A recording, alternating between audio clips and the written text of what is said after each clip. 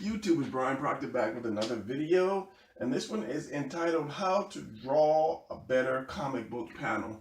Now this one is geared for those of you out there that's already doing comic book panels and then maybe having a little trouble. So this gets into a little more detail of how to see and do a comic book panel. So now, truth be told, I already did this video, but there was a whole lot of information in the beginning before I started the drawing.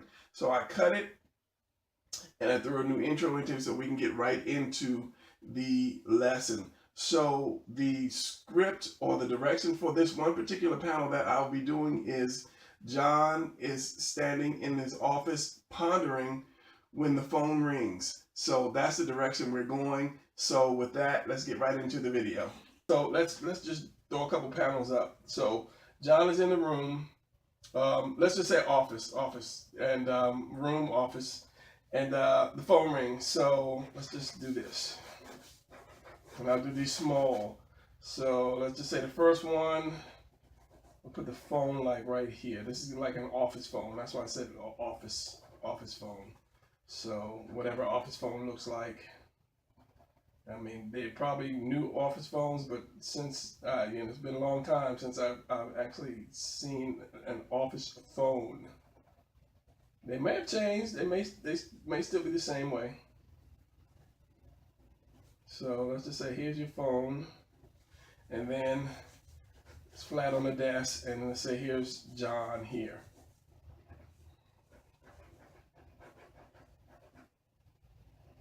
So the phone rang, and he was pondering. So he wasn't staring at the phone. So after the phone rang, so he turned his head to see the phone. So if I ink this real quick, I'll do it with a 1. So here's the phone.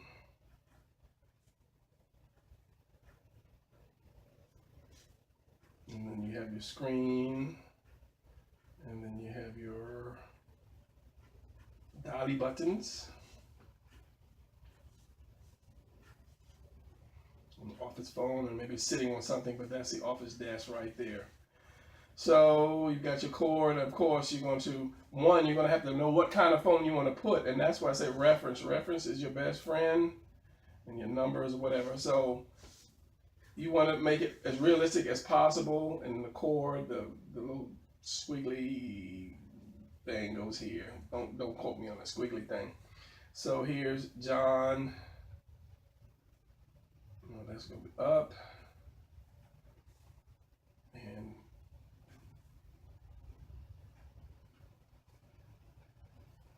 so he turned around to basically see the phone because it rang,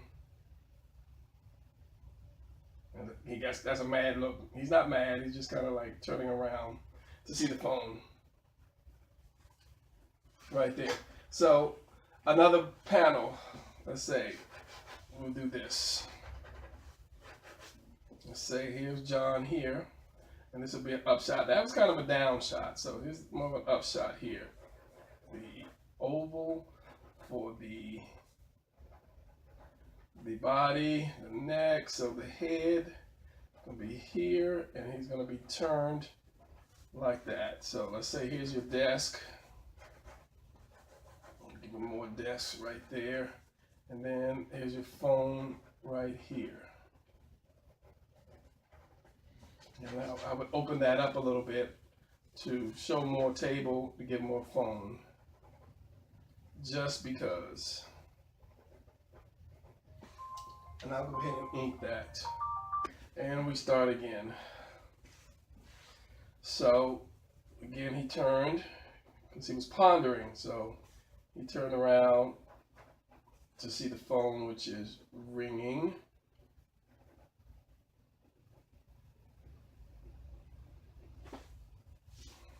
So again, make a desk here.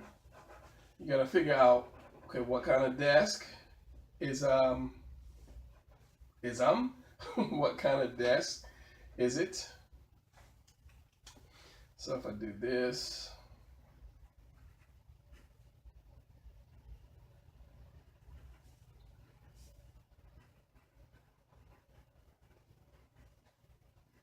And that could have been more of an upshot.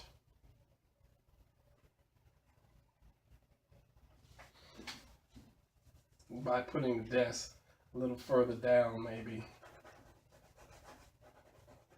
But then I'd have to lengthen the panel. So for now, let's just leave it like this.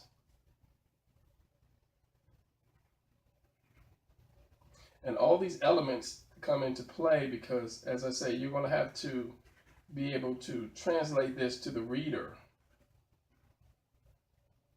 And one good way, if you are new to drawing panels, a good thing to do is take a novel, any novel. You don't have to read the whole thing, but just check out a couple pages of a novel and see how the writer describes, and this is good for writers too, see how the writer describes the scene, and then just draw it out the best you can.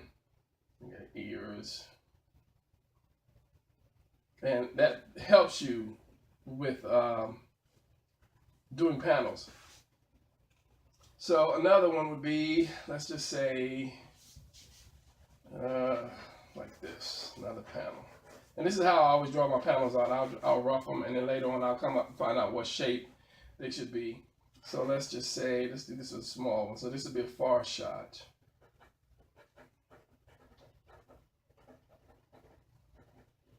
So he's pondering whatever he's pondering. And then over here in the back, we have the desk, and here's the phone again. Now, one thing about it, the further back you pull in a drawing, the more you have to show. So let's just say this is his desk, and let's put part of his office chair right here. So this is his office chair, and let's just put like a bookcase right here. So that's down. We'll put a bookcase right here, shelf, shelf, shelf, and just some few books on the bookshelf. So if I ink that, it'd be like this.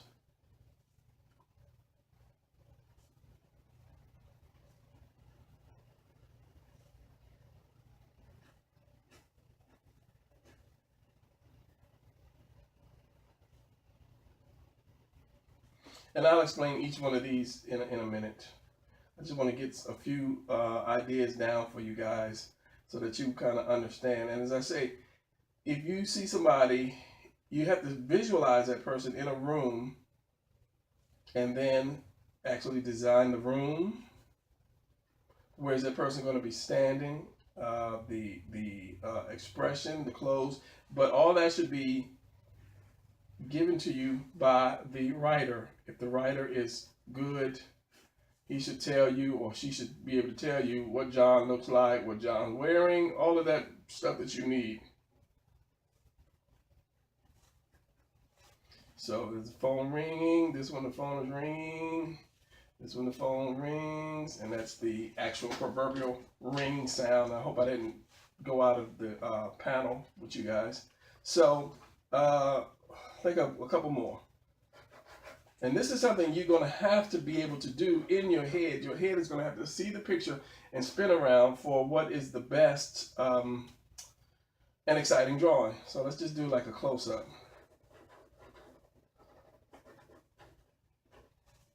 Here, so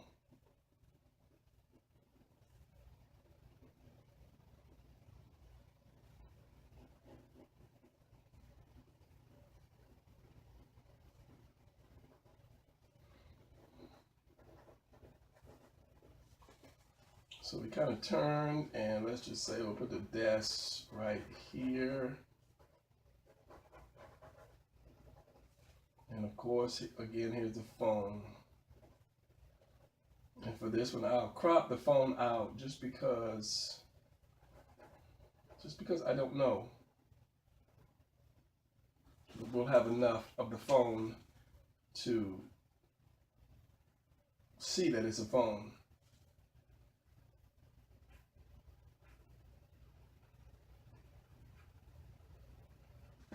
And then the ring of the phone, and here's your table again, your desk. Let's just say put a drawer right here. And then the chair might go there or something, so.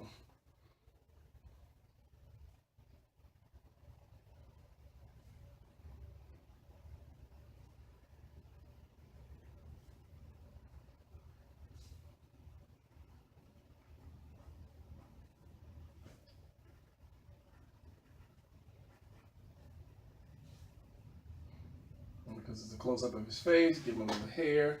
So as I say, that looks more steamy, but the phone would be more sharp. The phone ring would be more sharp. And just because I'll do one more, and this will be just a boring one. So yeah, so you do this. Let's just do this.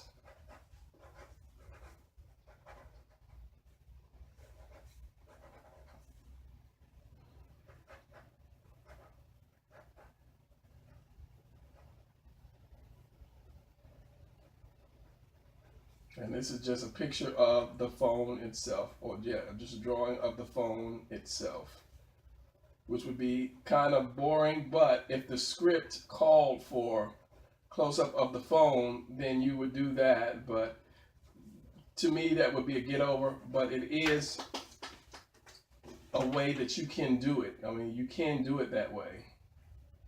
But as I said, it's not going to be the most exciting picture one can come up with.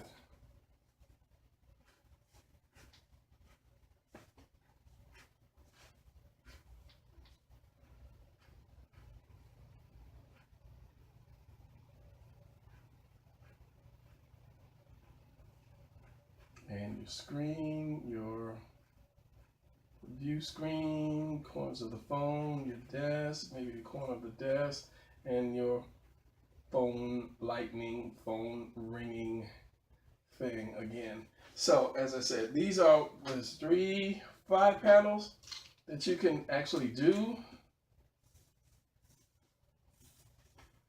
to tell that story of John standing in the room pondering and suddenly the phone rang. So you would have to say to yourself in your head, you don't have to draw them all out, but it couldn't hurt to draw them all out. But you'd have to say in your head which one would be the best, more exciting one, because the phone is a surprise. So each panel actually conveys a sense of feeling.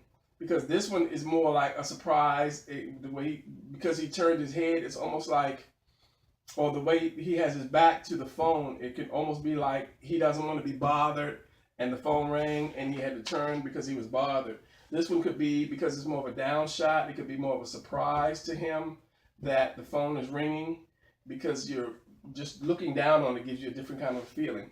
This one is like he's in another world. He's over in the corner, and he's just meditating and doing his own thing, and the phone rings.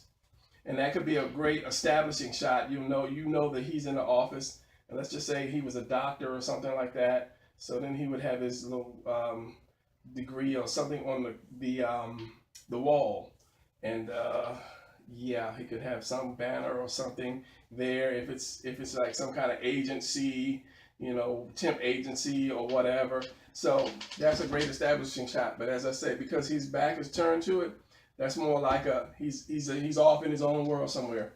This one could be more, I don't know what this could be. This could be more like a surprise kind of look. I guess the emotion on his face, because it's a close-up, you would do a greater emotion. So if it's a surprise, that the phone rang, you give kind of a surprise. If he knew the phone was going to ring, it would be like oh, there it is. Or he knew some bad news was coming. That would be one of the reasons why the writer would say close-up of his face, because he was angry or he was shocked or he was whatever that the phone rang. And this one here, as I said, this is kind of like a get-over, but I would never do it unless the writer asked just for the phone, a large picture of the phone, and maybe something he could have the name pop up, or the address or the phone number or something pop up in the screen. So that could be the reason. Now, doing all of this to find that one perfect frame, you have to understand, now once you got that, you have to go to your next frame. So let's just say you did that one. So the next frame could be the guy reaching to pick the phone up. If I can do a hand. So you'd have to be constantly aware, that's a big hand too, of you doing every frame like that. You would have to, so the next frame could be him putting it to his ear. So you have to think about that. As I say, every panel, you have to think about what is the most exciting picture to draw. Or should I say, what would be the most exciting way to show what's happening in that picture at that frame, at that point in time, in that frame at that point in time. So if you are seriously considering getting into comic books, then this is the most important thing that you have to learn how to do. One of the things that I say to people, artists, beginning artists, is to watch a cartoon like Dragon Ball or whatever, any kind of cartoon that's got action in it. Turn your sound off and then see how the scene changes. You know, 1 second he's throwing a punch, then the scene changes, and then they might show the other guy from behind, and then with Goku throwing the punch directly at the guy, and then they'll change the scene, and then they're sideways. So you watch that and watch how many times they change the scenes or the positions, and then say, okay, well, why did they do that? Why did they do that? How did they do that? For what reason? Same thing when they talk. Look at how they shift the camera around. It could be close up of somebody's face and then somebody right behind them, and then the camera shifts around as the other person talks. All that you have to take into consideration, and you can use that when you start doing panels to help you become a better artist. But as I say, if you really want to get serious about this, you will have to know how to do panels, and then just think of a situation yourself, and then just draw it up, and then turn it around and draw it again, and turn it around and draw it again. It could be something as simple as somebody drinking water. Draw a person drinking water, then do a close-up, then do a far shot. That's the best way to learn how to develop your skills in panel drawing. And then when you become good enough, not only can you do comics, but you can do storyboards for movies, and that's really big money. I did a couple storyboards for commercials years ago, but it never panned out because that was like overseas stuff. But I have the talent and the ability to do that should I choose to go there. But I don't want to do anybody else's story. I want to do my story. But between that and teaching you guys how to do your own stories. But yeah, before you can think that you can get a job in comics, unless you're doing your own, you have to know panels, because as I say, drawing covers and pinups, you're not going to have that many pinups. You do a cover every month, which is what you might get a couple dollars, if that. But your covers have to outshine the talented people that can do panels. You know, so if I can do this, I can easily do a cover. So unless your cover is like 10 times better than mine, they're really not going to hire you and keep you on the payroll just to do a cover every now and then. So it's good to be able to do it, but as I say, just because I can drive a car doesn't mean I can drive an 18-wheeler or a bus. So you have to think about that. So I think with that, that's going to be it for this one. I might throw something else in there, but I didn't want this video to be too long because, yeah, I wanted to get to the heart and the meat of it. So with that said, I guess I will see you guys in the next video, unless I come up with something else and I cut right to it. So, okay, I'm out.